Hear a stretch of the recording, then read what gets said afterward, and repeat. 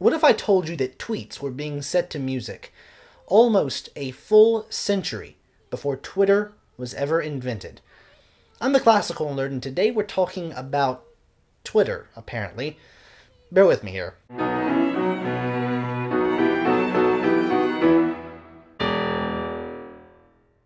Not too long ago, composer Gabriel Kahane posted a series of videos to Instagram where he took several popular tweets and sung them with some piano accompaniment.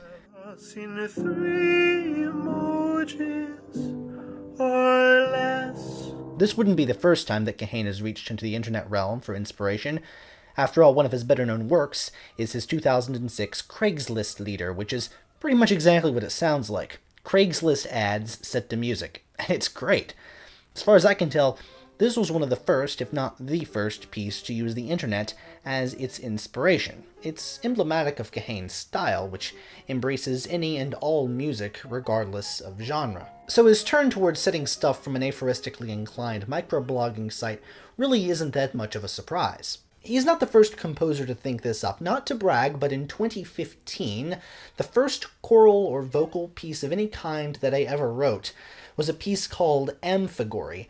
And while it's a bizarre and intentionally weird piece that's bad by any standards of what I'd hold to it today, it's still a rather interesting piece because the entire point of it is in setting things that are nonsensical. And so for the final movement, I chose various texts from a part of Twitter called Weird Twitter. It makes sense that given the rise of the internet, composers, especially of the younger generation, would be inclined to turn towards the internet to find texts to set. This is not me trying to brag that I was the first. This is me trying to figure out exactly who was the first composer to have the idea of setting a tweet to music. And the answer is a little more complicated than you might think. It's not something you can just Google, and in order to approximate an answer, you need to step back and appreciate what a tweet is in the broadest possible terms. So, what is a tweet? It used to be any message that was under 140 characters in length, but this was recently upped to 280. While a tweet is defined by its presence as a post on a politically polarized site that has historically had some difficulties in things like turning a profit, it's really just short-form writing. And when you think about it, there's always been short-form writing. There's always been these short, self-contained forms of creativity, so long as humans have had the ability to write. And composers setting texts to music predates even the written word. So the origin of setting tweets to music does not originate with Twitter.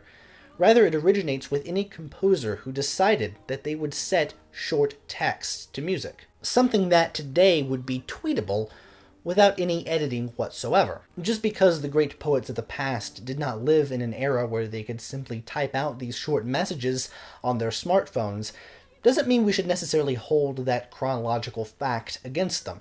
If they lived today, how would they utilize the medium? And if we take their written short-form tweet-like works as emblematic of what they would have done on Twitter or a Twitter-like medium, we can approximate what composers would have done if Twitter had existed many centuries ago. So let's do some math. These are going to be some rough back-of-the-envelope calculations, but they're going to get us in the ballpark of where we need to go, and how short we're going to have to be looking. Instead of going with the former 140 character limit, let's go with the more recent 280 character limit as a base. The average word length in English is 5.1 characters, but in order to account for spaces, which are indeed a character, you have to up that to 6.1. This means that there are 45.9 words per tweet on average. But let's round that down to 45, because there are things called punctuation markings.